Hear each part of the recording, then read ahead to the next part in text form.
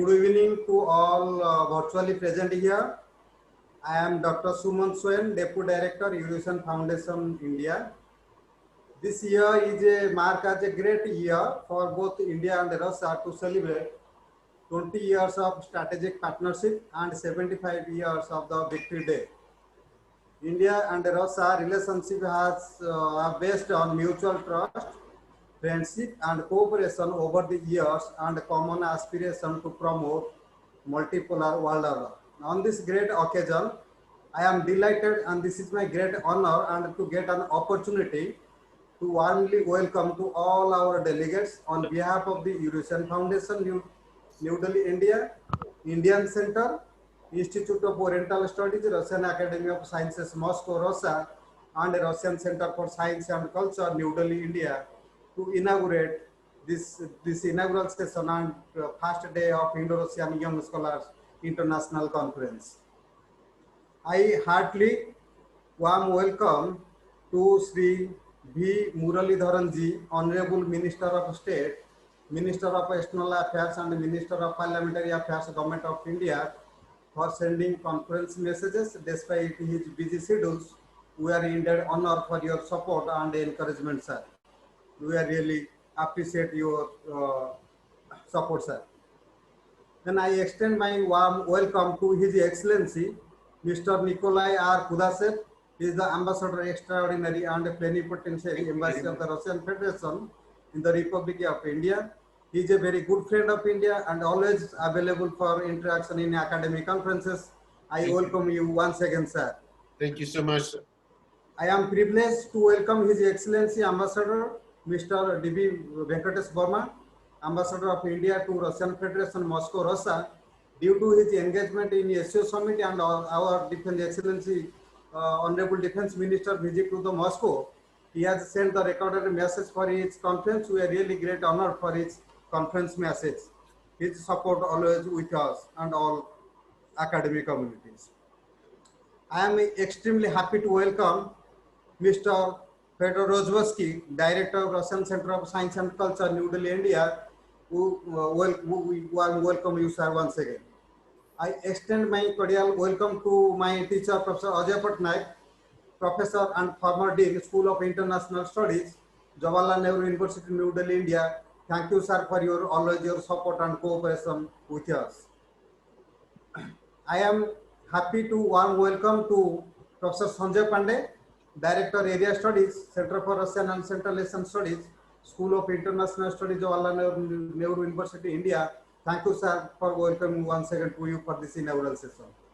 I am delighted to welcome Professor Lornev Sergey Ivanovich, Department of Oriental Studies, Moscow State of Institute of Foreign Relations, Foreign Ministry of Russia. Welcome to you, sir, for your support and to be as the inaugural session.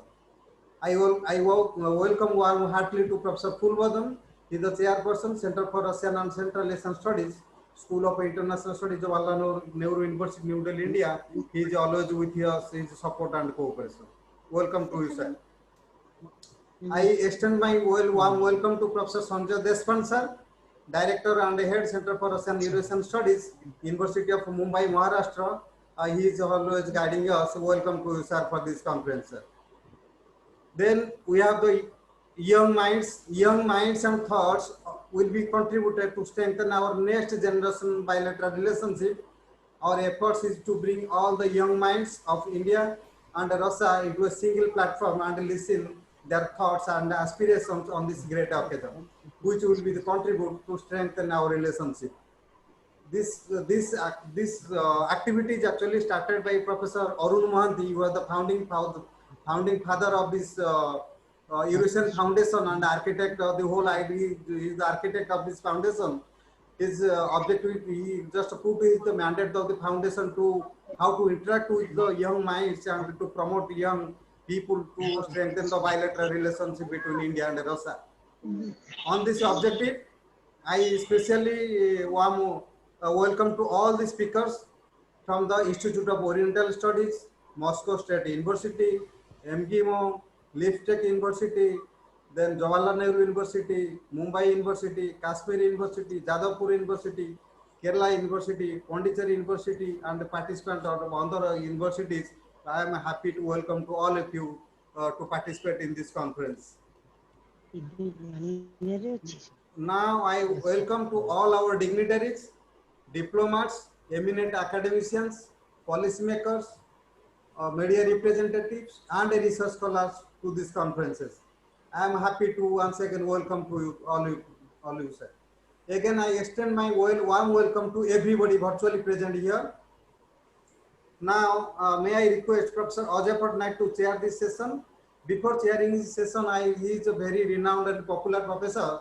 Everybody no need to introduce him in this platform, but just I want to give very short introduction about Professor Patnaik. Professor Patnaik is now is a professor and the former dean School of International Studies, Jawaharlal Nehru University, New Delhi, India. He was the director of the UGC Area Studies Program on Russia and Central Asia, and former chairperson of the Center for Russian and Central Asian Studies in the School of International Studies. Professor Patnaik was a visiting scholar in the Faculty of Social and Political Science, University of Cambridge, ICCR Exchange Scholar to the Institute of Ethnography, Indian Studies, Oriental Institute, and visiting Sulangi Professor and Scholar of Yakundan Center for Indian Studies, California State University. He is the executive editor of the journal Contemporary Central Asia. Professor Patnaik is the author of the 4 books and he has contributed more than 100 research papers in his academic journals. He is the authority now in his subjects. Now, may I request Professor Patnaik to chair this session. Over to you, sir. Thank you, Dr. Swine. First of all, before we begin it, I request you to play the video message from the Honorable Minister of State V. Muralidharan, Minister of State for External Affairs, and also Minister of State for Parliamentary Affairs. So first let us start that, and then I will continue with the proceedings. Namaskaram to all of you.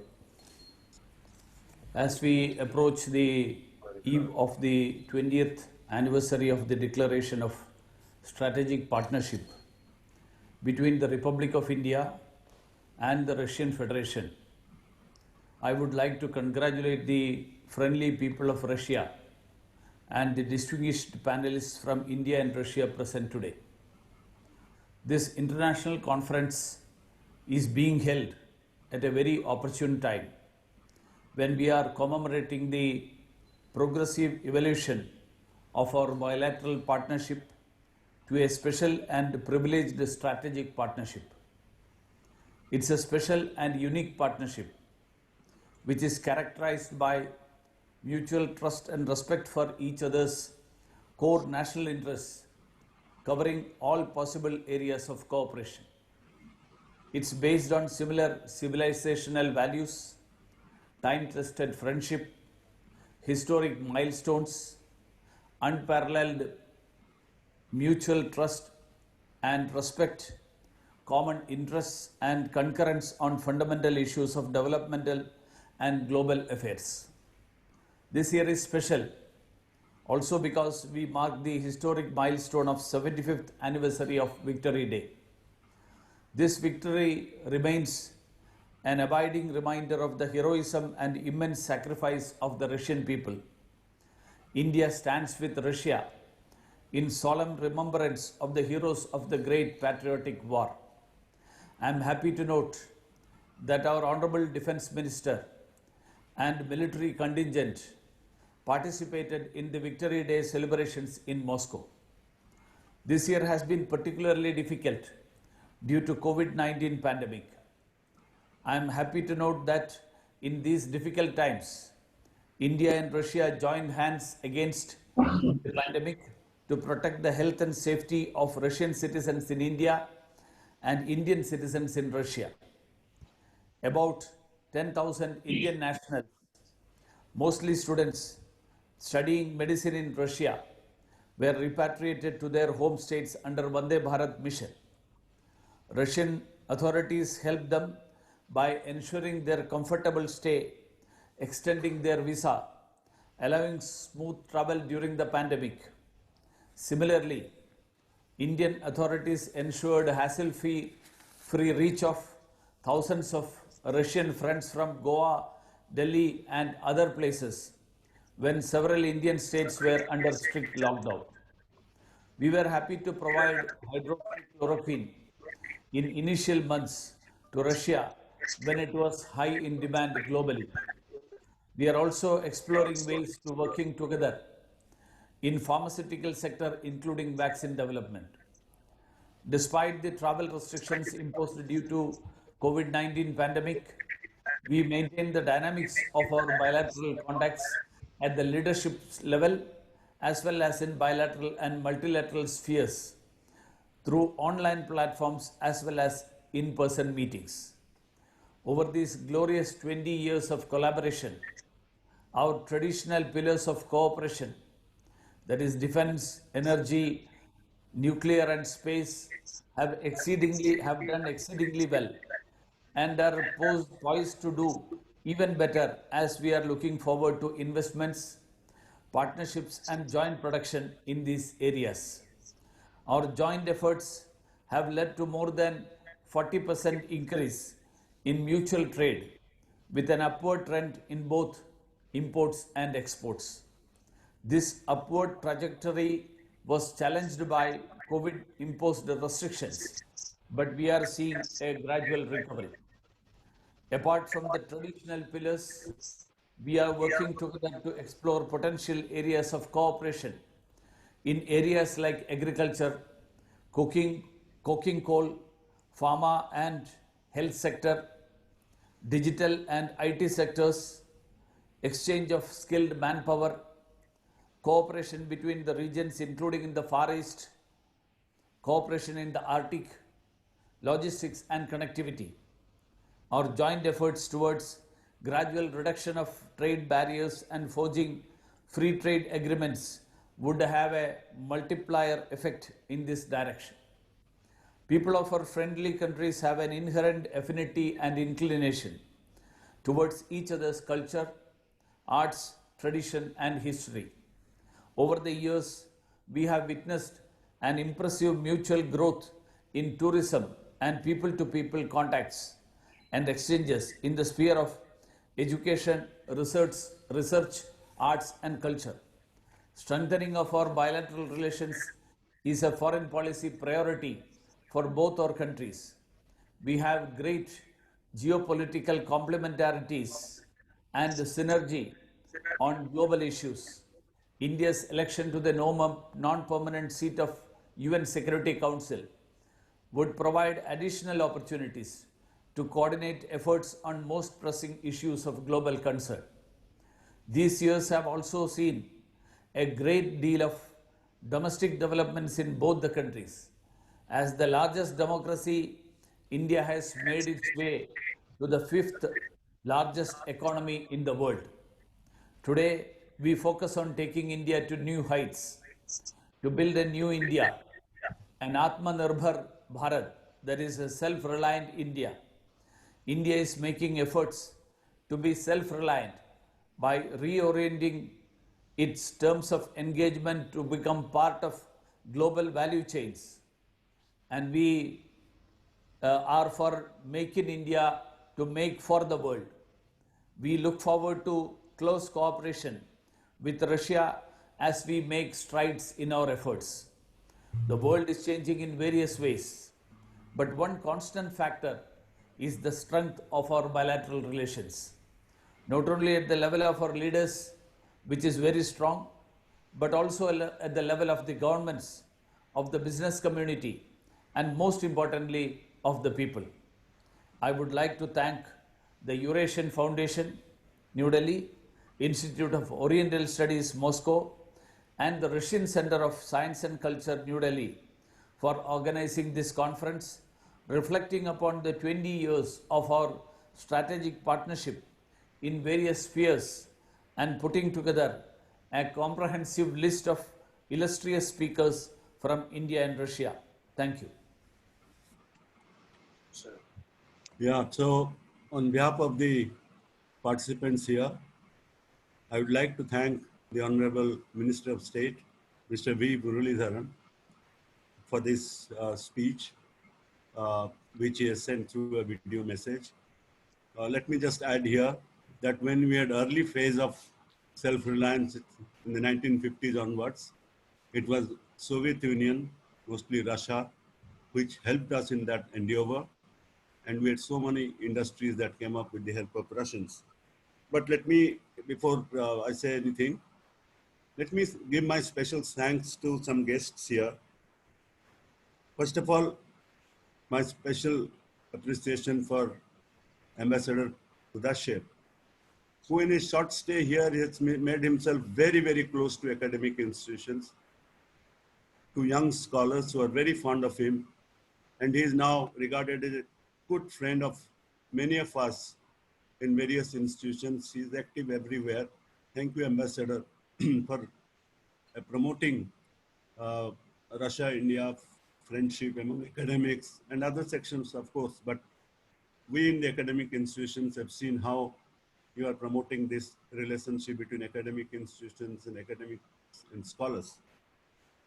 I will also have a few words of thanks for Ambassador Verma, Venkatesh Verma. Venkatesh Verma used to be a student of School of International Studies in the 1980s when I was doing my PhD. Uh, we used to play cricket together from the same School of International Studies team. And I'm glad that he is on this platform, though he's physically not present today, but his message will be read out. Another friend who has been a regular to India and known in all academic institutions in India, especially in Delhi and Mumbai, is Professor Sergei Lunev, who has been coming here, who has been an old friend of ours. I'm glad to see his name here. We have Mr. Fyodor Rozhovsky, who has been in his long stint, has created so many opportunities for Indians and Russians to acquaint themselves, to interact, to make us, aware of the culture and developments in Russia. Russian Culture Science Center for Science and Culture, earlier as students we used to know as Soviet Culture Center. Now it is known as Russian Center for Science and Culture. He has been here for long, has encouraged so many interactions. Thank you, Mr. Rajewski, for being here on this platform. Now, let me talk about few words about this theme. We have India-Russia domestic and bilateral developments that the speakers will speak, following speakers and the scholars. But about the youth interaction, I remember as a student here in JNU, we used to be very active in promoting Indo-Soviet cultural relationship. Whenever there was any dance group or other cultural groups from Russia and other parts of former Soviet Union, we made it a point to bring them to JNU through the embassy, and they used to perform in JNU. I also, as an active student, used to interact with the embassy. We held Russian film festivals, Soviet film festivals for 1 week, showing a series of movies, Russian and Soviet movies here in the campus. Those days, so many people, delegations of youth, students used to go. Now we have also started interacting again. And very important in this has been the BRICS platform really. The first youth forum of BRICS took place in Russia, in the city of Kazan in 2014. And it was followed next year by the youth meet in Guwahati in India. And it's been an annual feature now. And we have also in the same years, 14 and 15, we have, universities, meeting of universities and institutions. In one of these, I participated when they were discussing, BRICS Universities Summit ranking system. BRICS has its own ranking system. So young scholars are interacting. I'm happy to see so many from Magimo, from where Ambassador Kudashev comes. He is from the product of that, Moscow State University for International Relations. He's from there. Right. So Magimo has a lot of representation here. I see Institute of Oriental Studies also. Let me just say here that our students have been visiting Moscow, been helped by the faculty there, friends there in Magimo, as well as in the Institute of Oriental Studies, Academy of Sciences, Moscow. And recently, my closest friend in Moscow has been elected as the director of the Institute of Oriental Studies, Moscow, Alikbero. So, and he has been so kind to our students, scholars who visited on field work to Moscow for PhD, and they have been helped by him, and many others like Vanina and Tatiana Shomian have all helped. So also the scholars in Magimo. I hope this relationship continues, and we have Russian students studying here, and as has been told, Indian students, large numbers are studying medicine in Russia. So these things will continue, but it's a great initiative on part of Eurasian Foundation, whose legacy after Arun Mahanti has been continued by Ms. Namita Mahanti and Dr. Suman Swai and Dr. Subrat. They're all, continuing with this legacy and holding this youth conferences, meets, summits, which is wonderful for us. And in COVID times, actually, these are expensive affairs if physically we meet and organize conferences. Now we can easily meet and interact with each other.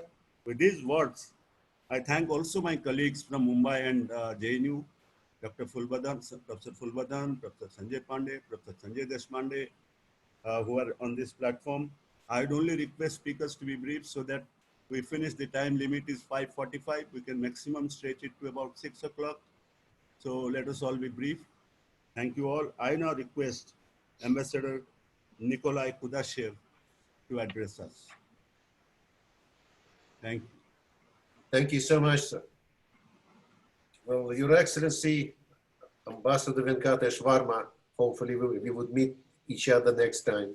Esteemed Mr. Fyodor Rozovsky and Professor Sergei Lunyov, Honorable Dr. Suman Swain and Namita Mohanty, respected Professor Ajay Patnaik, distinguished participants. Thank you very much for inviting me for today's conference dedicated to the Russian-Indian bilateral cooperation and domestic developments in both countries. It is a timely event, given our broad agenda, and I have no doubts that we will have a thought-provoking discussion on new prospects for our special and privileged strategic partnership. The coronavirus pandemic affected the schedule of our contacts. Nevertheless, our cooperation remained uninterrupted. Since March 2020, our leaders, ministers, and senior officials had telephone conversations numerous times to synchronize watches on the issues related to the fight against COVID-19.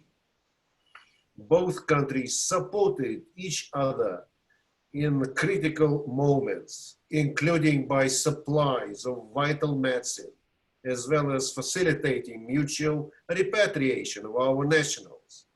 We are also very grateful to the Indian counterparts for active participation in the dedicated, high and expert level events under the Russian chairmanship in BRICS, SCO, and RIC formats.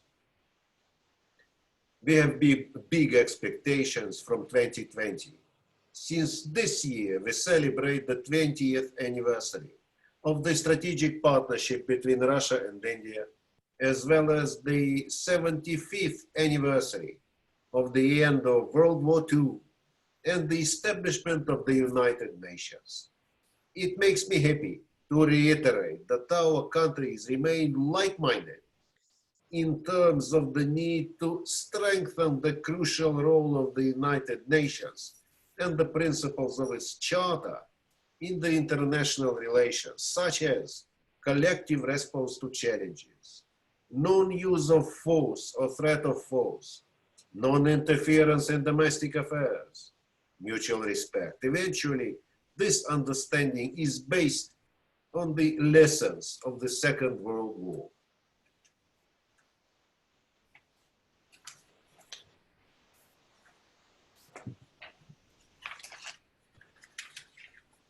Unfortunately, we have to admit that in spite of pandemic, some countries keep playing geopolitical games and unilateral extraterritorial sanctions, trying to create closed doors, exclusive blocks, politicize international institutions, including the United Nations, OPCW, WHO, and others. Such policies obviously increasing mistrust, instability, and uncertainty, taking us away from the vital solutions. Regrettably, one of the victims of such situation is the future arrangement for strategic stability. While with the lack of goodwill and constructive approach, there is a risk for enhanced confrontation, arms race, and global disorder. We hope to further expand our cooperation with India and other friendly nations to prevent such scenario and to continue our march towards just and equal multipolar world order, democratization of global governance, collective solutions to global and regional problems, while closely coordinating for this purpose our positions in various multilateral institutions. That is why, for us, it was especially important to welcome Defense Minister Rajnath Singh in Moscow this June to participate in the events dedicated to the victory in the Great Patriotic War and lead the Indian Armed Forces Tri-Service Contingent to march at the parade on the Red Square.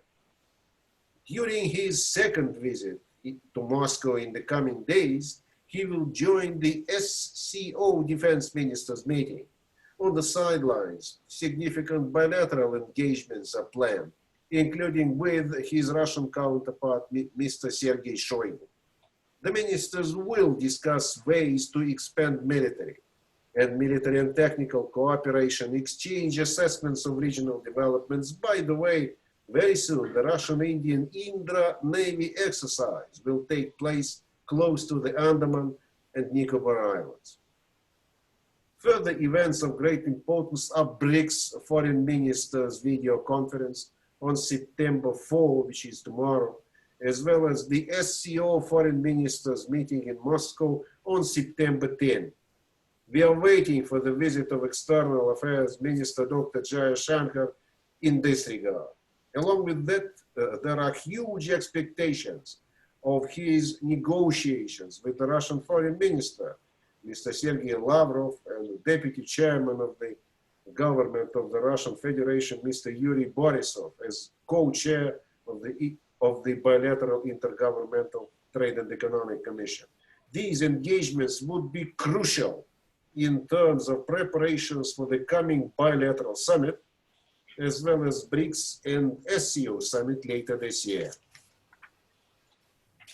We are working very hard to push forward the agreements reached at the Vladivostok summit last September, which opened tremendous prospects to broaden the horizons of our ties. There are concrete steps being undertaken by both sides to explore the relevant opportunities in the Russian Far East. That includes advanced cooperation in coal and diamond industries, long-term arrangements in oil and gas sector, covering joint development of large hydrocarbon fields and wide-scale supplies to India. Among the infrastructure initiatives, it is essential to mention the restoration of Vladivostok-Chennai Sea route, further promotion of the north-south transport corridor. We also expect progress in conclusion of free trade agreement between the Eurasian Economic Union and India. We remain committed to further expand our financial cooperation and extended use of national currencies in bilateral and international trade. We will keep our focus on timely implementation of Kudankulam nuclear power plant project and construction of all its 6 units. We therefore would be very encouraged with regard to an early decision of the Indian government on the second side for construction of more nuclear reactors of the Russian design. It is worth noting the high degree of mutual complementarity of both nations' development strategies. When we speak about big projects in our cooperation, there is a great scope of localization, technological exchange, employment of local specialists in huge numbers, their training. It is also true for the flagship initiatives in the nuclear power and defense sectors. There is a lot of expectations, for example, when it comes to the revolutionary new agreement on cooperation, co-production and co-development of the military hardware and spare parts of the Russian origin. It is about to involve private sector of two countries, options for implementation in India as well as in Russia, supplies of the equipment to third countries. It is vital in terms of the fact that 70% of the Indian Army's hardware were made in Russia. And of course, it would further enhance. And of course, it would further enhance the Russian contribution to make in India and Atmanirbhar programs.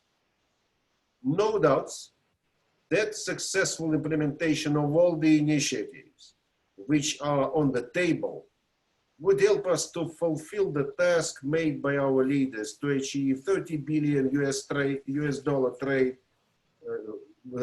by 2025. And finally, coming back to COVID-19, it urged us to prioritize health issues while it comes to international, bilateral, and multilateral cooperation, as well as domestic developments in both countries. Due to extraordinary measures taken by the Russian government, we managed to control the situation and ensure the maximum support to the people, providing them with large number of equipped hospitals, medicine, personal protection tools, etc. We are dealing with the pandemic in close coordination with the WHO, which should remain an effective mechanism to help the nations in need. Attempts to politicize its activities are unacceptable. At the same time, it is also strange to know about hesitation of some developed states to endorse the initiative put forward by President Vladimir Putin to establish the so-called green corridors, which would ensure uninterrupted transit and trade of critical medicine and equipment to the worst-hit nations and to refrain during the pandemic from sanctions. We're very proud that the Russian scientists were the first to register Sputnik V, the first ever anti-COVID vaccine developed by the Gamaleya Institute. As far as we know, after some necessary technical steps, the vaccine would be ready to be widely used, including abroad. For this purpose, we also remain in close touch with our Indian partners on different levels to work out modalities of cooperation, which may include supplies, co-development, or even co-production. In conclusion, I would like to highly appreciate the efforts of the Eurasian Foundation and other eminent think tanks, platforms, to push forward our ever-expanding agenda. Our cooperation and strategic partnership will remain natural because, as we said, our values, priorities, and development strategies complement each other and even coincide. Let me wish you every success in all your endeavors. Stay safe and do take care. Thank you so much for your kind attention and for giving me an opportunity to talk to you. Thank you. Thank you, Ambassador Kudashev, for this wonderful, message to our young participants who are all listening to you right now. I now just saw Tatiana Shomian's name on the screen. She has joined. I welcome Tatiana to this. She's been an old friend, very old India hand. I remember when we had this ICSSR exchange program with Russia, Academy of Sciences. I've gone twice. Suman Swami also has gone once. Earlier, Professor Kotovsky was in charge of that program to receive Indians and look after them. After Professor Kotovsky, Tatiana Shomyan was, Dr. Shomyan was looking after us, I mean, our scholars. And then you have Vanina, Evgenia Vanina and others. So I welcome Dr. Shomyan to this platform. Our next speaker is our ambassador to Moscow, Dr. Venkatesh, Sri Venkatesh Verma, who is an old student of JNU. Nice to see his name. And I was told that he has sent a message because of, because the defense minister has gone today to Moscow and there'll be meetings and all. So the ambassador would be extremely busy. Yeah, Tatiana's face is now visible. So he has sent a message and a request Dr. Suman Swami to read it out for us. Dr. Swami. Good morning. Greetings from the Embassy of India in Moscow. I'm happy to join other participants at the India-Russia Young Scholars International Conference. I'm giving a recorded message since on the 3rd of September, we have the visit of His Excellency Shri Rajnath Singh, Honorable Raksha Mantri of India, who is here in Moscow for meetings with his Russian counterpart and to attend the SEO meetings. India-Russia relations are unique in their history and have the potential of transforming not just the lives of the people of India and Russia, but to contribute to regional and international peace and stability. Our strategic partnership is one of continuity and change. And this is something that will be taken forward by future generations. And therefore, the importance of bringing in the youth of both countries into the conversation is vitally important. I would like to congratulate the Eurasian Foundation, the Oriental Institute, and the Russian Cultural Center in Delhi, which have taken this initiative to put together this conference. We are delighted that the Minister of State for External Affairs, Shri Muralidharan, has addressed this conference. My dear friend and colleague in Delhi, His Excellency Mr. Kotashev, has lent his voice of support.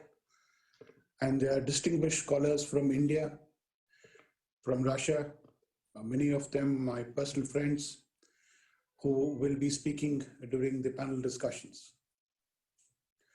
This has been an extraordinary year for India-Russia relations. We are not only marking the 20th year of our strategic partnership, but this year is also the 75th anniversary of Victory Day. We look forward to the visit of His Excellency President Vladimir Putin to India later this year. We have an active calendar of bilateral contacts. Despite the COVID pandemic complications, our defense minister is paying the second visit to Russia this week.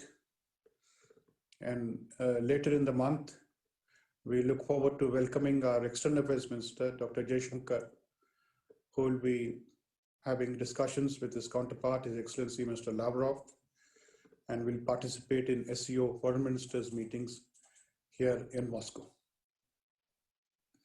Our national security advisors will also be talking over DVC with respect to the meetings in mid-September. That said, I would like to convey my very warm wishes to all participants. And despite the complications of the COVID pandemic, India and Russia have shown great resilience, a great continuity in our relations, and global challenges cannot be addressed without the active participation of India and Russia.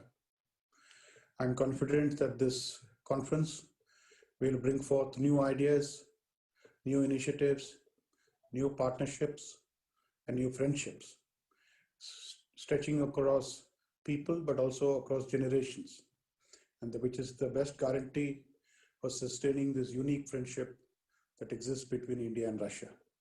My best wishes to all participants. Thank you.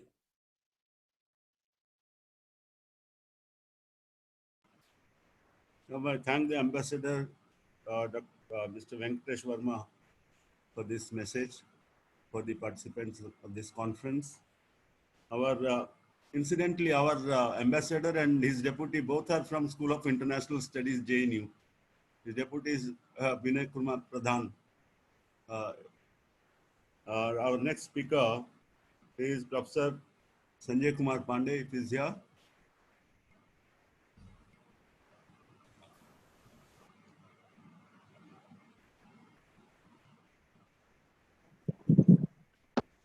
Am I audible now? You are audible. Thank you. All right. Thank you very much, Professor Patnaik.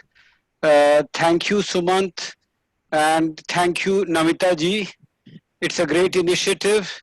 And I'm very sure that we will all benefit from the 3-day deliberations. I'm very happy to be speaking after Ambassador Kudashev, because some of the things that I would like to share and say, I will take a cue from Ambassador Kudashev's speech. At the beginning of his speech, he talked about Russian worldview, Russia's desire to create a multipolar world order, Russia's belief in following a multilateral method of negotiations to resolve global and regional issues, Russia's desire to democratize the international system, Russia's desire to create a multipolar world order. After that, he gave a very extensive account of India-Russia bilateral ties. I would rather speak about some of the commonalities that India and Russia share. For example, the points that I mentioned just now. India also believes in multipolarity, in multilateralism, in non-use of force, in settling international and regional issues. India is also very much in favor of democratization of international system, especially of the United Nations, including the Security Council. So there are various issues on which India and Russia see eye to eye. Their worldviews are similar. Now, this similarity of Indian and Russian worldview goes back to nearly a century.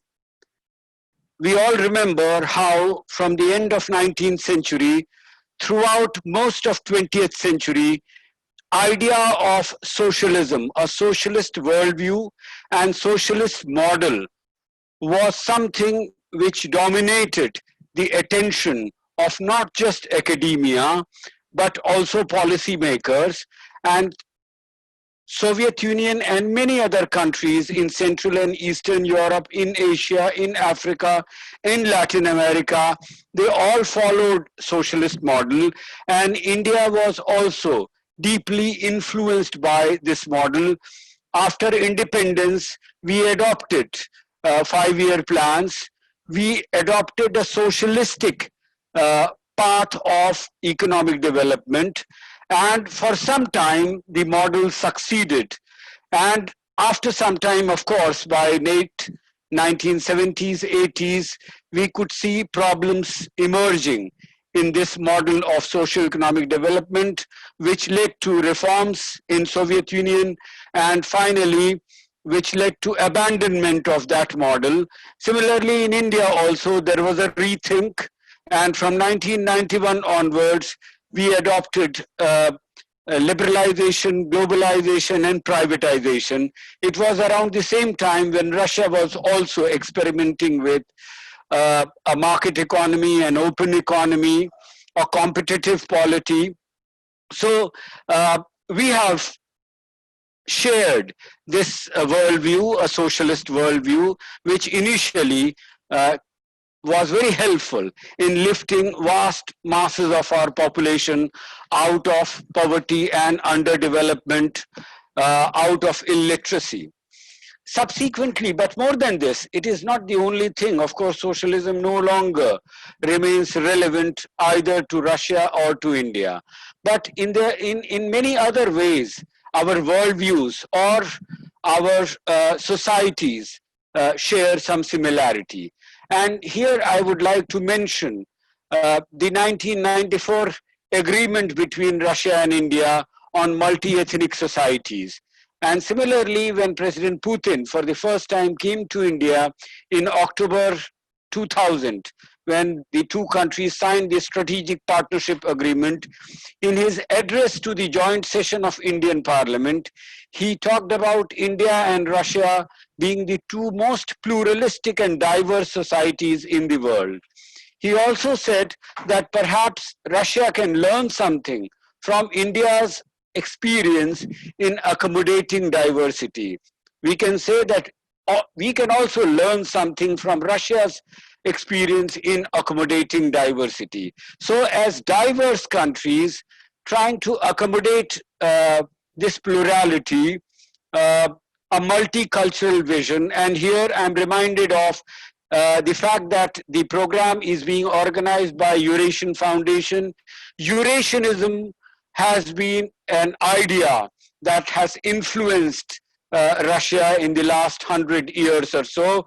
The Eurasian movement was born sometimes about 100 years back in 1920s.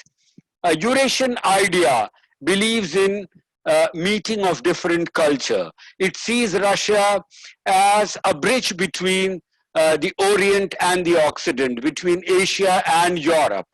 And it believes that Russia can contribute something by merging these ideas and these models. Similarly, India's policy also has been of composite culture, a meeting of various cultures, diverse cultures. So there are more ways in which India and Russia, their worldviews, their civilizational and historical experiences are similar to each other. There is another reason why India and Russia have cooperated and must cooperate. The fact that both India and Russia are primarily non-Western societies.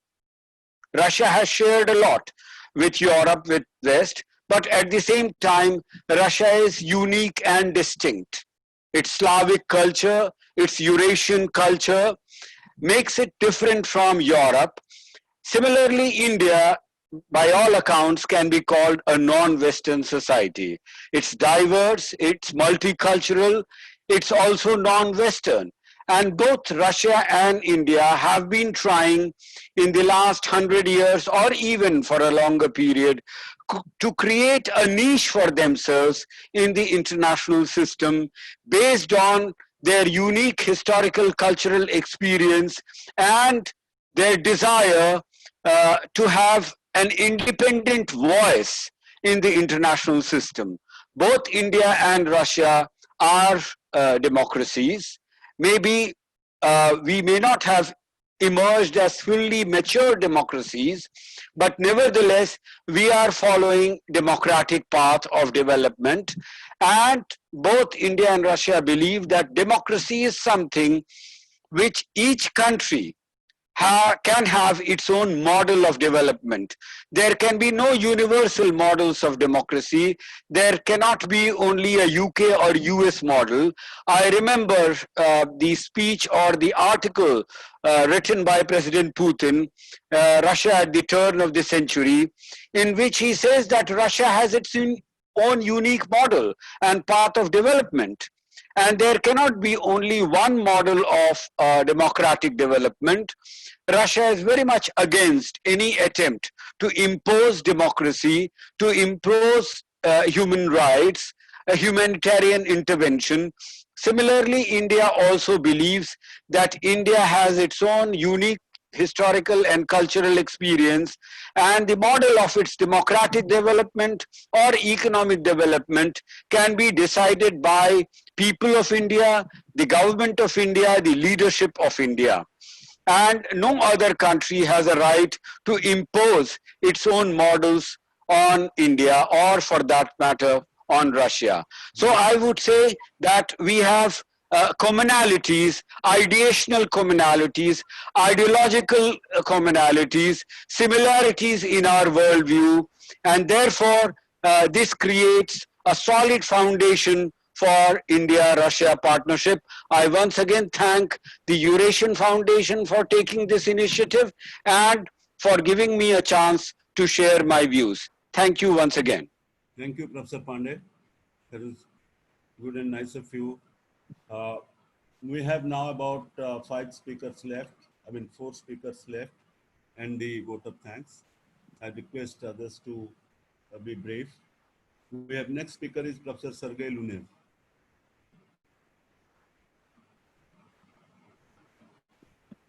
Professor Lunev.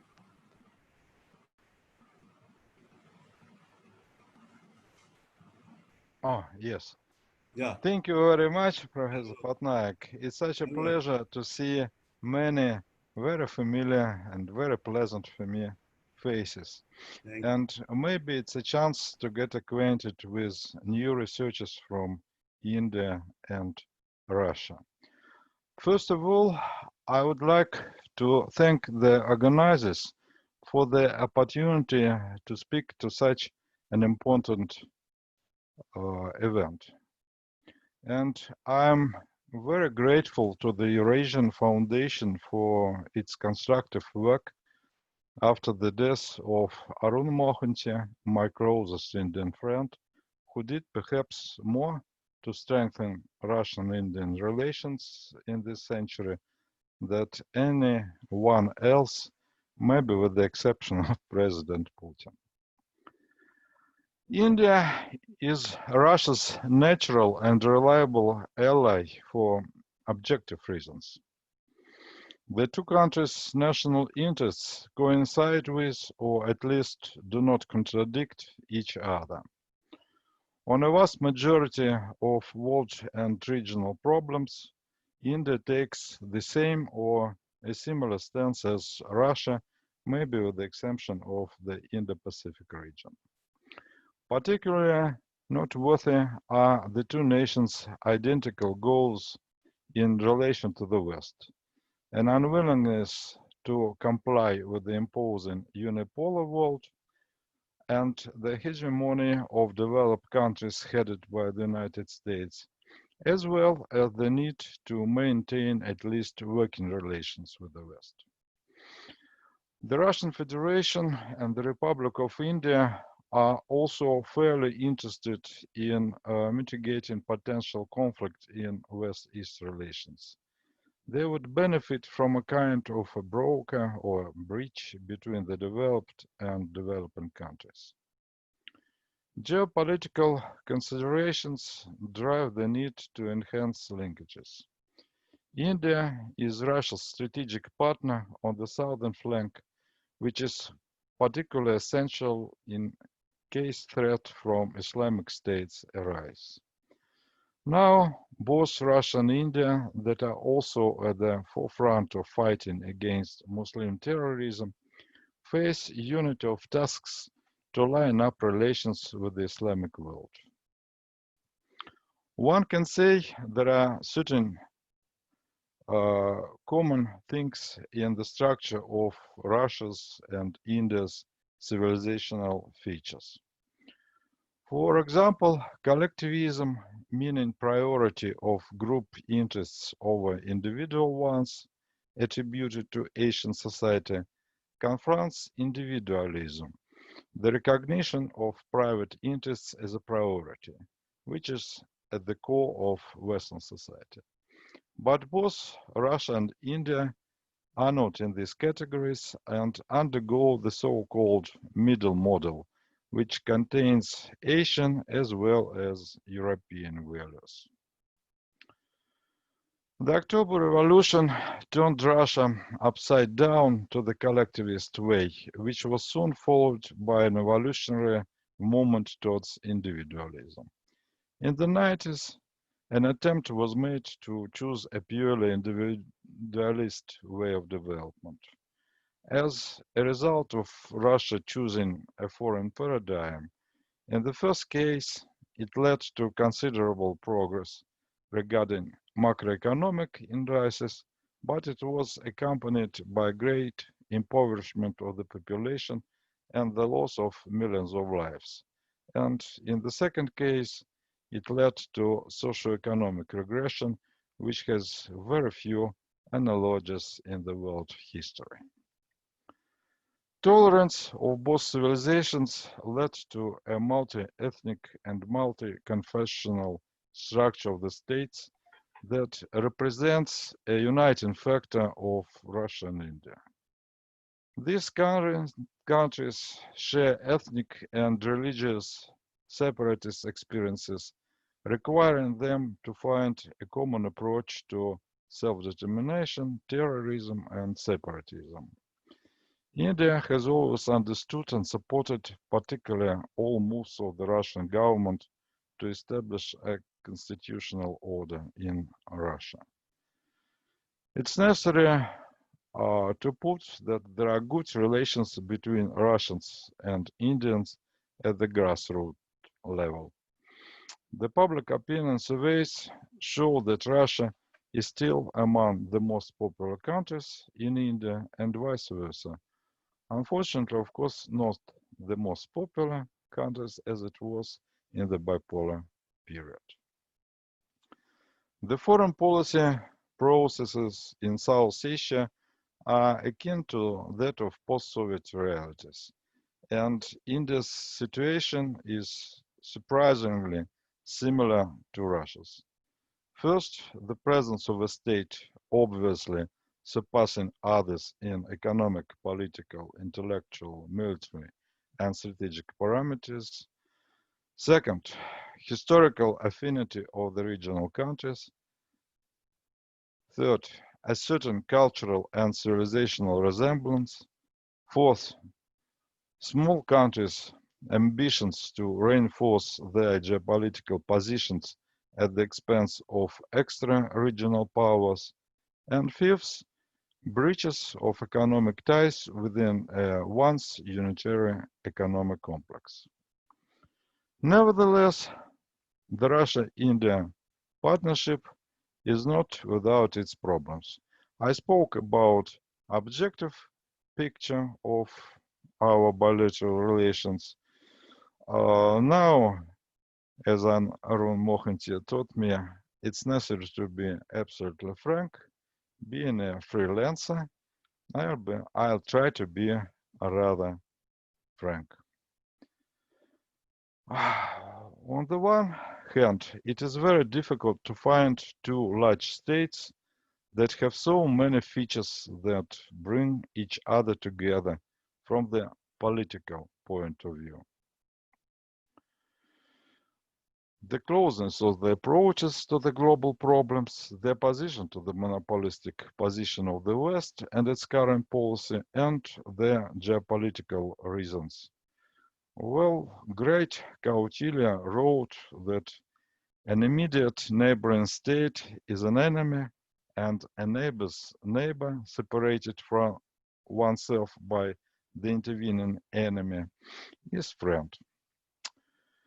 But there is one key, very important negative factor of bilateral relations. I speak about psychological perception by other sides' elite.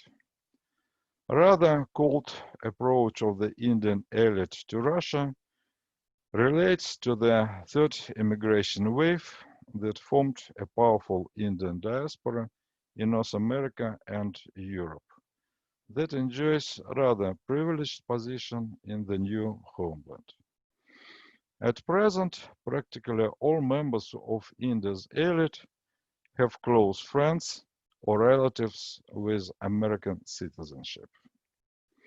As a result, India has political leaders who promote an almost exclusive focus on Washington, which threatens to destroy more than half a century's worth of foreign policy consensus. An impediment to India's complete turnaround to the United States is Delhi's awareness of Washington's reluctance to treat India as an equal partner, finding it impossible to accede to a role of junior partner. Likewise, viewed negatively by Delhi is Moscow's continuing approach to India as a secondary power. In turn, the Indian elite is quite skeptical about Russia's current role in the world system. I speak, for example, it's not an official document, but it's a very vital document that shows the interests of Indian elite, non-alignment to zero. As for the Russian elite, it still believes in the Eurocentric ideal model, has an obvious inferiority complex in relation to Europe, and is traditionally extremely pessimistic about its own country, which has always led to real cynicism, both in pre-revolutionary times, in the Soviet period, and now. Some of its disillusionment with the specific policies of the West is reflected in the growing skepticism about the United States, but not about Western Europe. Hence, the emergence of ideas about a possible split between the two world centers and the emergence of Russia as a partner of Europe. Such pro-Western approaches of the Russian elite in general make it extremely difficult to strengthen the Asian vector in our foreign policy. In the new century, it seems for a long time that Asia was becoming much more important to us, but the expectations associated with this were not met. As a result, Moscow's continued approach to India as a relative minor power is an extremely negative basic factor. And such approaches of the Russian and Indian elites lead to the stagnation of bilateral relations, and the military political ties maybe is the only its cornerstone. Thus, it's absolutely necessary for the Eurasian Foundation and for young researchers to work very hard in order to help to overcome all the problems of our bilateral relations. And that's why I am practically happy that the Eurasian Foundation was able to organize such an important event, and hope to say all best wishes to young researchers. Thank you very much for your attention. Thank you, Professor Lunev. That was so nice of you. I now request the Director of Russian Center for Science and Culture, Mr. Fyodor Rajovsky, to address our young scholars. Thank you. Respected Chair, Professor Ajay Patnaik-ji, Your Excellency Mr. Nikolai Kudashev, Ambassador of Russia to India, my 40 years almost friend, Mr. Sergei Lunev, Tatiana Shumyan, and definitely Namita Mohanty-ji.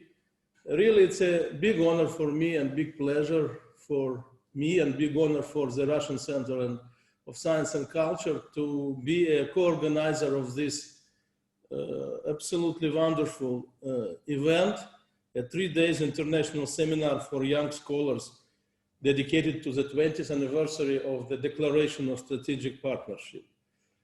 Really, it's a little difficult to speak after a deep analysis of Professor Sergei Lunev of our relations, but I'll try to make my speech less analytic, but more to tell you more facts. Maybe the little pessimistic view of Dr. Sergei Lunyov will be a little distracted to more optimistic after my speech and the facts which I tell you about the strategic and cooperation in the sphere of cultural and humanitarian cultural and humanitarian cooperation between our two countries, and particularly between the youth of our two countries.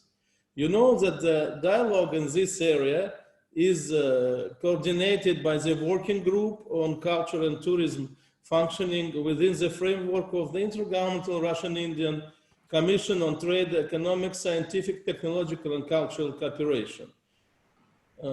Russian-Indian cultural interaction covers a wide range of areas.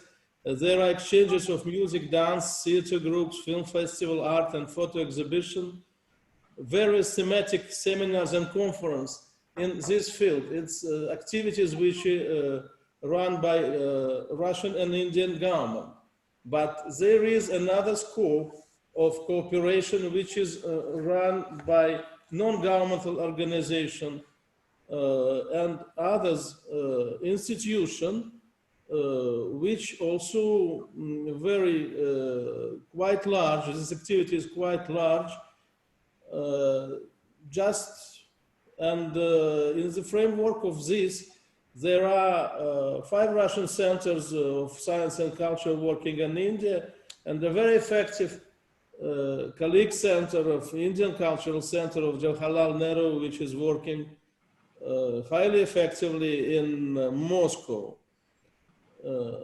You see, so there is a public diplomacy, which is also important to strengthen the strategic partnership in the field of humanitarian contacts.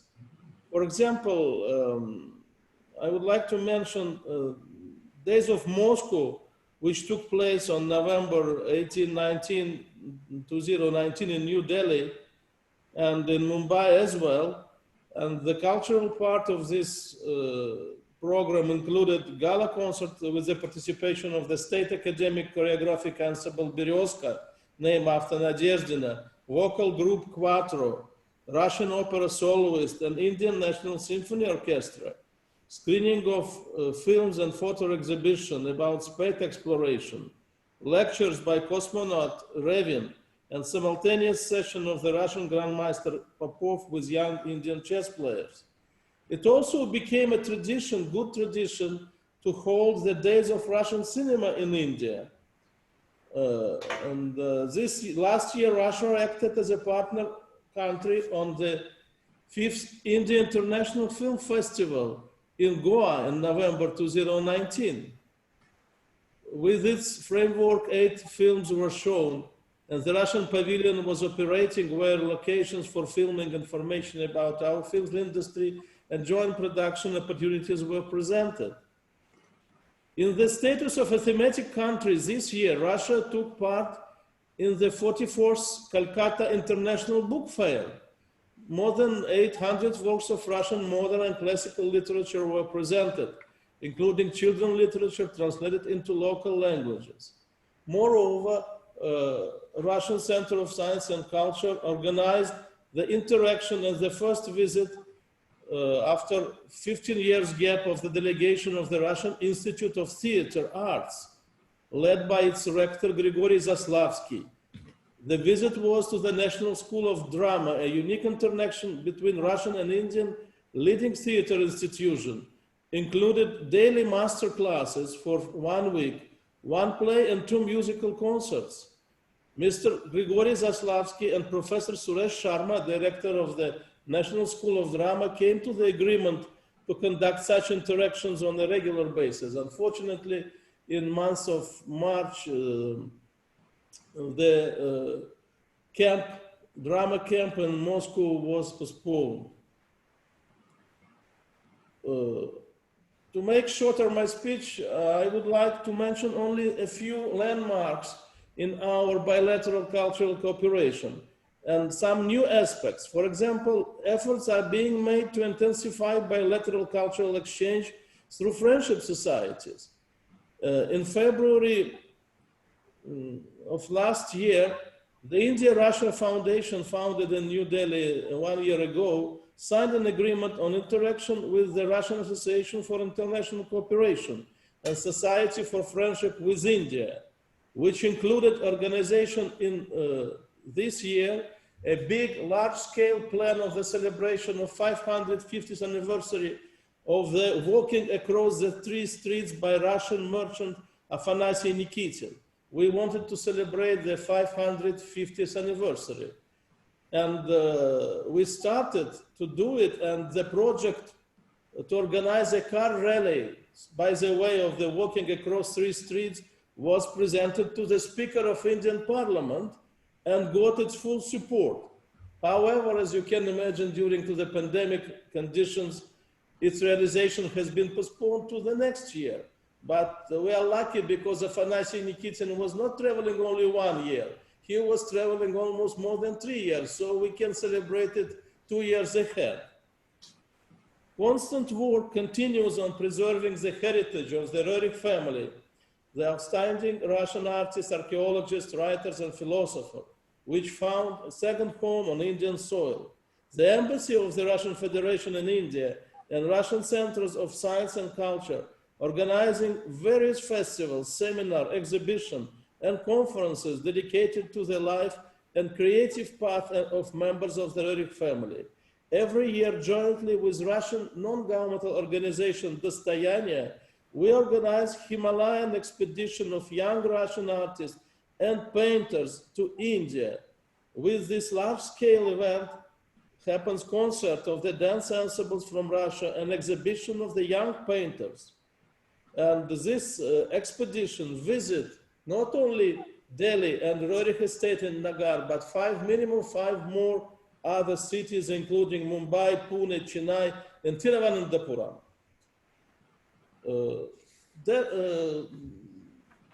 There is definitely, I can speak a lot about Russian language and its promotion, Russian language and literature in India, but the audience, who mainly consists of the scholars from JNU and Delhi University and Bombay University, they are well aware of this activity. And Russian language, teaching of Russian language in India and Hindi in Russia is the things who are uniting our people and help us to communicate with each other and express our history and culture, learn and participate with the society. Just few figures. Currently, the Russian language is taught in almost 550 higher education organizations and in about 11 schools across the country. We try to keep regular contacts with those institutions, providing guidance or help where necessary, and also frequently organizing international conferences, training courses, and webinars for teachers of the Russian language. There is a program of the Россотрудничество federal agency, which is running 5 Russian cultural centers in India, and which I represent here. There is a program, Russian Booked as a Gift. For the last 10 years, we give to many universities and schools textbooks and books in Russian language as well as in English. And we'll be continuing this activity as well as to providing methodological help to the teachers of Russian language in this country. Shortly about education, this form of bilateral interaction was highly developed during these 20 years of strategic partnership. Because, after the disintegration of the Soviet Union, Indian government absolutely refused to accept the scholarships from the Russian government. And only a few years ago, almost 7 years ago, we start on a regular basis to send Indian students for a higher education to Russia. We're giving every year almost 100 scholarships from bachelor to PhD degree. And it's very important because this year, even despite a pandemic and lockdown, we managed 1 month ago to arrange to finish the selection of the Indian students. And now every day they're commencing their education in Russia in online format. I hope that after pandemic is over, they will reach their universities in Russia and continue to see the full flavor and full activities of the student life in my country. Just to finish this short speech, I just want to mention that definitely our centers are concentrating on the youth activities, which was mentioned by our chair. Large delegations from India regularly take part in major international events in Russia organized by such delegations as Russian Union organization, as such Russian Union of Youth, Federal Agency of Youth Affairs of the Russian Federation. Indian youth consisting of students of universities and schools, activists of public and political organizations, graduates of Russian universities and representatives of the creative and business circles are actively involved in the events organized by the Russian Centers of Science and Culture. We're also running the presidential program of short-term study tours to Russia called New Generation. These programs gives young people in India and from around the world an opportunity to discover Russia and take part in international youth meets. So I'm really sure that activity on the cultural and humanitarian track between India and Russia will flourish and will continue to strengthen this partnership and our friendship. Thank you very much for your attention. I wish the conference, I saw the itinerary for 3 days. It's really a big organizational success of the co-organizers of Eurasian Foundation and of the Indian Center of Russian Academy of Sciences to invite so many prominent figures in the field of this and so many young scholars, and I wish them all big success. Thank you very much. Thank you, Mr. Rozovsky, for highlighting all the good things that we have done in the field of culture, cultural exchange, art, theater, music, and so on. We have 2 speakers as per the program. First, Professor Fulbadan, from Chairperson of the Center for Russian and Central Asian Studies. After him, Professor Sanjay Deshpande from Center for Central Eurasian Studies, University of Mumbai. But we also are adding Professor Tatiana Shaumian to also be a speaker after these 2 speakers, because we want to take advantage of our presence on this platform. So we have 3 speakers, then the vote of thanks. I now request Professor Fulbadan to address our young scholars. Thank you, Professor Patnaik. Thank you, Dr. Sumant. And thank you, Namita ji, for inviting me for this event. Today we are speaking on the eve of 20th year celebration of strategic partnership between India and Russia, which was signed in 2000. And since then, the Indo-Russian relationship has diversified enormously, and today it is strong and also expanding in various areas. And one thing I would also like to say that this relationship is based on a strong national consensus in both countries, cutting across ideology or political differences. There were some differences over some issues on certain occasions between these two countries, but declaration of strategic partnership set the tone for strong ties, strong friendship, strong relationship between these two countries in the next decades. As a strategic partner, Russia has consistently taken a pro-India stand on most issues and has been compatible with India's rights. The two countries also have common concerns most compatible with India's rise and implications for China's rise.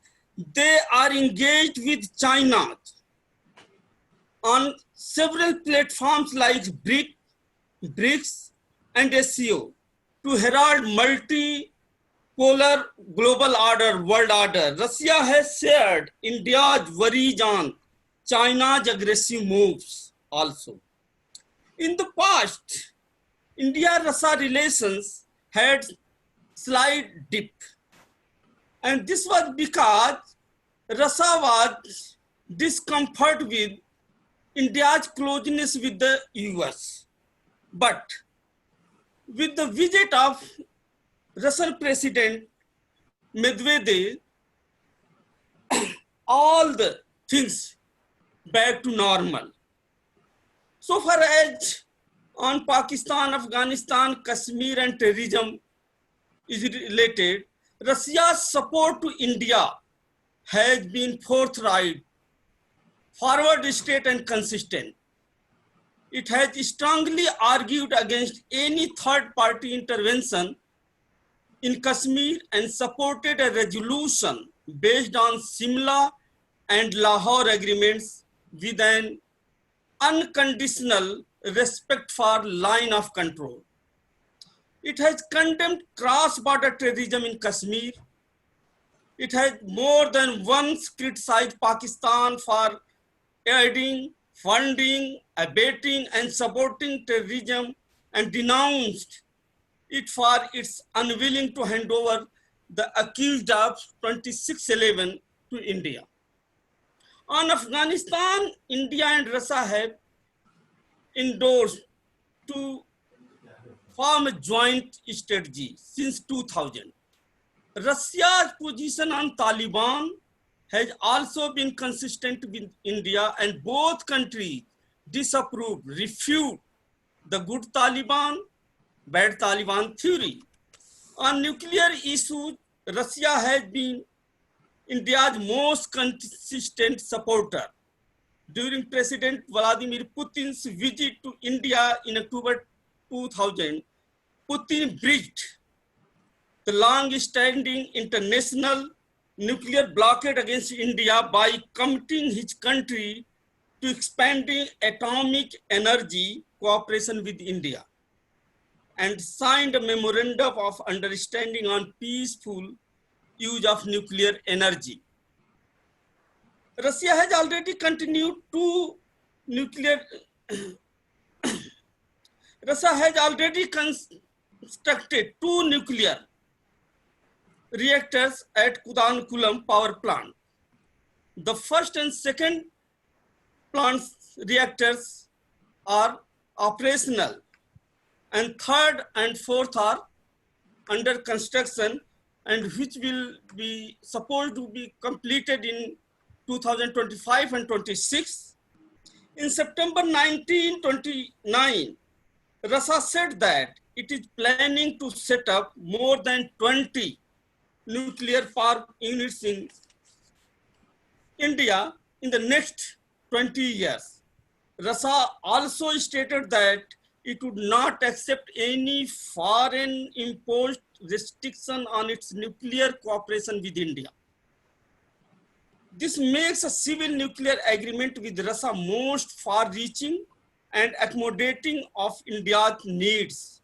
It has also expressed readiness to assist and facilitate India's membership to the NSG and MTCR, etc.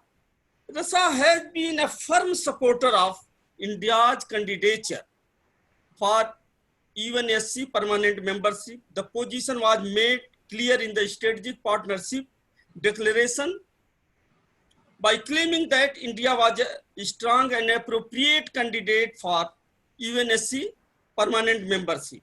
And since then, Russia has maintained that India is a deserving candidate for UNSC permanent membership. In May 2020, the Indian Defense Minister visited Moscow to participate in the victory parade. And on 24th May 2020, the Indian Army participated in the Victory Day parade in Moscow. And all this show that India and Russia are not only strategic partners, but they are more than that. In other words, it can be said that they are special and privileged strategic partners. So with these words, I will stop myself here and wish the grand success of this program. Thank you very much. Thank you, Professor Fulbadan. I now request Professor Sanjay Deshpande. He is the director of the Center for Central Eurasian Studies, University of Mumbai. He studied in Moscow, that is, did his PhD from Moscow. I request now Professor Deshpande. Yes, thank you, Chair. At the outset, I would like to thank Eurasian Foundation for giving me this opportunity to interact with the young scholars and participate in a 3-day international webinar. It is indeed a great opportunity for the young scholars to present their views on Indo-Russian relations. I feel that, yes, Indo-Russian relations has started long back. I would say that 550 years back, but in 1900, the first mission was established in Mumbai, but the diplomatic relation between India and then British India and the Soviet Union were established on 13th April 1947. At that time, India was still fighting for its independence, gaining the independence, and the Soviet Union was limping back to normalcy from the ruin of the World War II. Both the countries were optimistically dreaming of a bright future. India was hoping to gain independence and build a liberal, vibrant democracy with mixed economic structure. And the Soviet Union was hoping to build a world socialist system and become a global player in international affairs. In the 1960s and 70s, even in till mid-80s of the last century, Indo-Soviet relations touched a new high.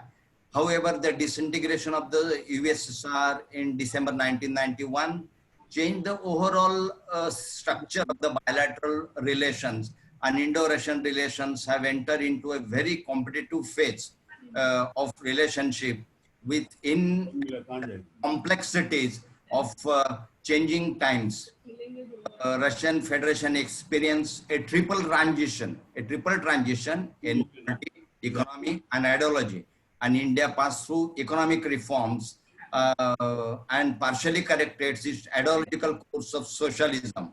The urgency of economic reform pushed both countries to come even closer. These and changing complexities of pressing regional issues like energy security, combating terrorism, because both the countries were victims of terrorism, and other non-traditional issues brought about a partnership of strategic importance to both the nations. In order to formalize the turbulent phase of the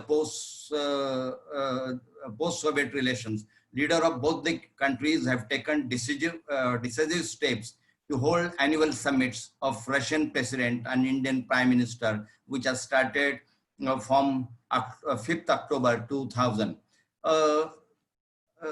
Indo-Russian cooperation has multidimensional implications. This cooperation covers several important areas like defense, trade, economy, energy, culture, science, and technology. Yes, in cultural sphere, all the centers, cultural centers in India, 5 centers, as rightly said my friend Fyodor Razovsky, that they are working very hard to expand the cultural relation between the two countries. But while the political relations, defense ties, cultural linkages based on sound footing, the economic relations require improvement.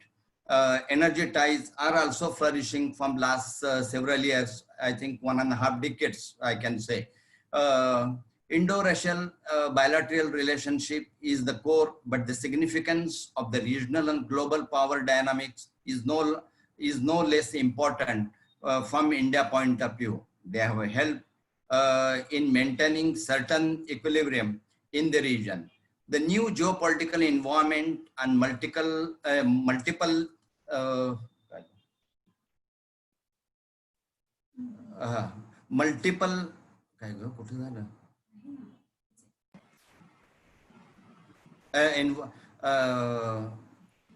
there is no reason, that's why there is no reason to doubt that both India and Russia will take advantage of the new environment to further strengthen their bilateral relations.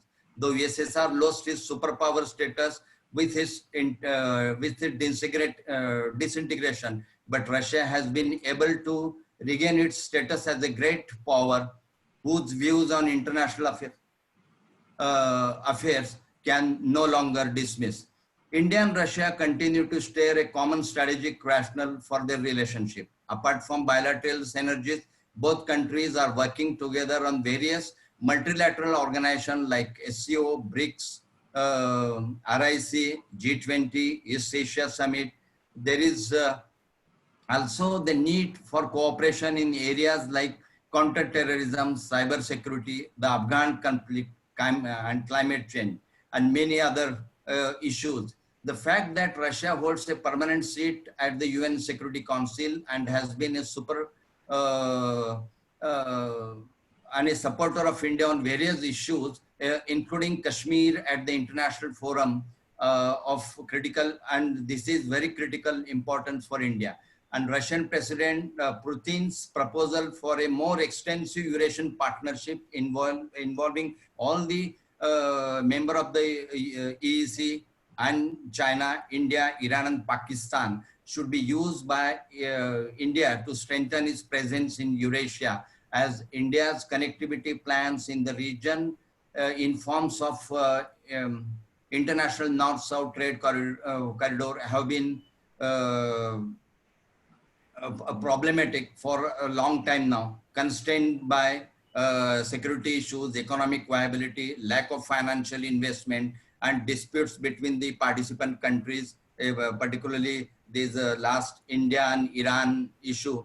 However, despite many problems, the taking over of the operation of Chahabar port has opened up India's route to Afghanistan, bypassing Pakistan, onwards to Iran and Central Asia. So it can be connected to Russia through this corridor. In this context, India, Russia, and Iran should work tandemly with Central Asian republics. And Indian PM noted recently at Shangri-La dialogue, that India is ready to work with everyone to promote trade through connectivity.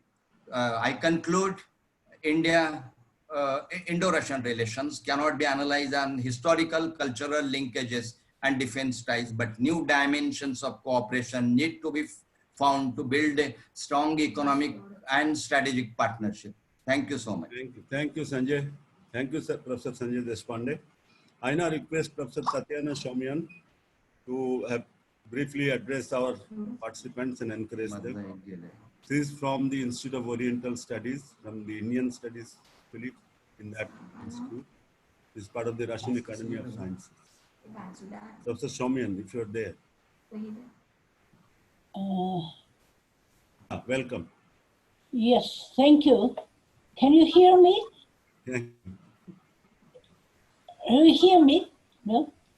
Yeah, we can hear you. Yes, but thank you very much. First of all, I would like to express my deepest gratitude for the invitation from to participate in this meeting, because I think that this meeting is very important. I don't remember that in the past we organized the special meetings with the participation of several generations of Russian and Indian scholars. And I think that I would like to congratulate the organizers of this conference. It's very important. I would like to remember the Professor Arun Mahanti. He was really very close friends of us. He visited our institute, and I remember that we visited in his house. And that moment, Dr. Swain was his postgraduate student, if I'm not mistaken. It means that we have very long and very good tradition of the contacts with the cooperation with the Eurasian Association. And, you know, it is really very important for both, for all of us. I would like to say that I'm happy that from our Center for Indian Studies, our several young scholars will participate in this meeting, and Sergei Rabi and Alexei Zakharov and Alexandra Kozlova, and from the MGIMO, from International Institute of International Relations. And I think that it is very important beginning of such contacts. And I also would like to congratulate our Lipetsk scholars in the logical studies from Lipetsk, because they're very good school of Indo-logical studies now there. And Larissa Cheryshleva and her student, this is really very important. And I would like also to remind that our traditional collaboration in the sphere of social sciences, it has very long and good tradition. And I should like to remind you that our commission in the Russian Joint Commission on Cooperation in Social Sciences has been established in 1975. And it was from the second part of the 70s, we had very interesting and very active collaboration in organizing seminars, in organizing visits of the scholars to both sides. And these commissions from both sides had been headed by very distinguished people, academician Gafurov, academician Primakov, academician Chelyshev. From Indian side, it was Mr. Pakhasarat, Professor Munis Raza, Professor Andrei Betey, and I think that it was very good, experience in our collaboration.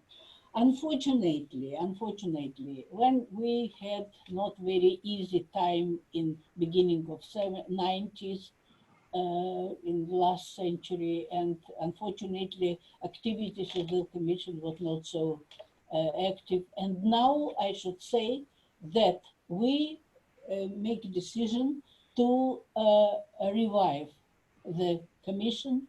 Now in Institute of Oriental Studies, we are discussing our proposals to create a new list of the scholars which would be members of this joint commission. It is very pay attention on that. It is really very important to revive that, and I hope that our Indian partners from Indian Council for Social Science Research also will, from their side, they also will do the best to revive the activities of our commission.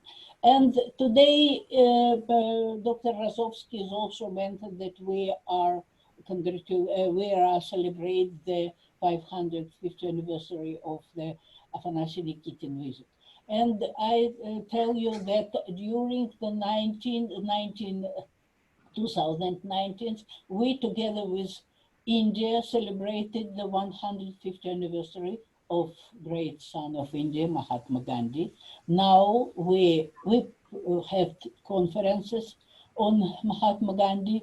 It was one conference was in Moscow, and another conference we had in Yasnaya Polyana, where Lev Tolstoy lived, where his place of Lev Tolstoy, and it was devoted also to the contacts, correspondence between two sons of our great sons of our countries, Mahatma Gandhi and Leo Tolstoy. Now, before the end of this year, it would be published, the book with the papers of this conference, and I think that it would be really very interesting, very important contribution to the development of our relationship. And once again, thank you very much for organizing such a meeting.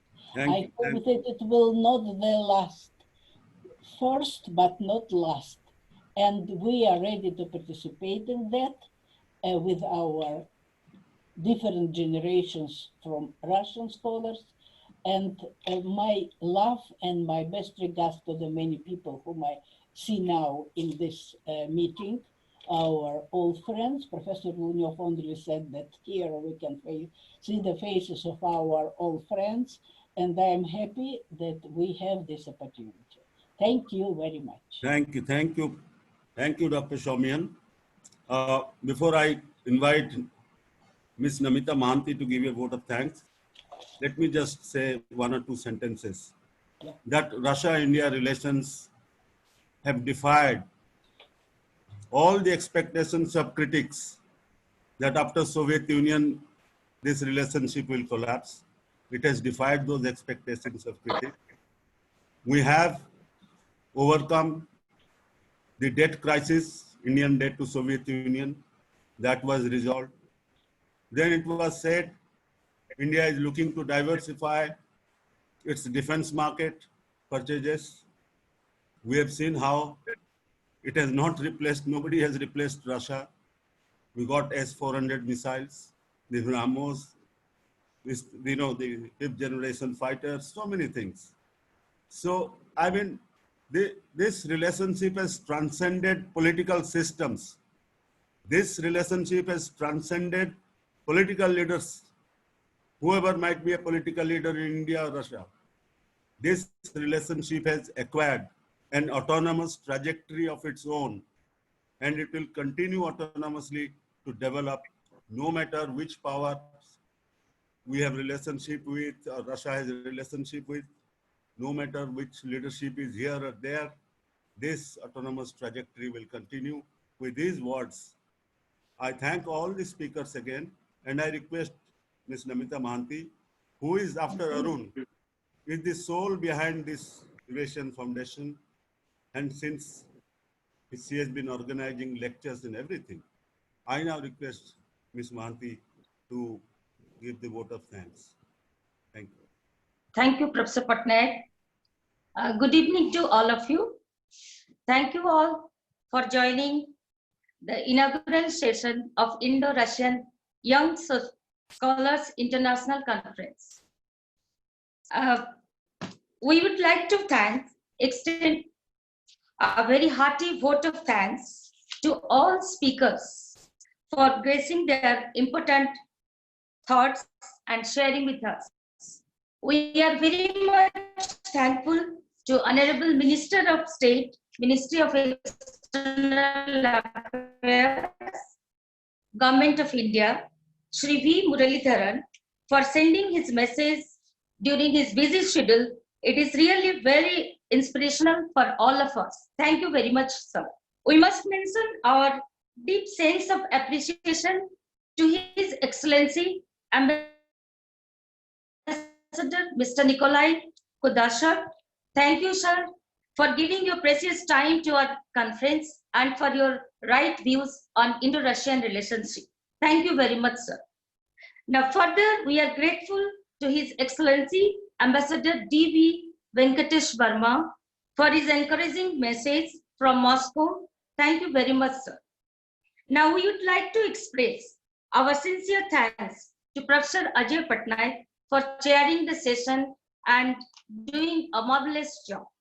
We also express our gratitude to Professor Sergei Ivanovich Lunyov and Madam Tatiana from Oriental Institute for their knowledgeable speech, for their views and for the precious thoughts which are sharing with us. Thank you, sir.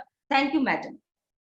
We would also like to acknowledge our gratitude to Professor Sanjay Pandey, Professor Fulbadan sir, Professor Sanjay Deshpande from Jawaharlal Nehru University and University of Mumbai for sharing their thoughts, views with us.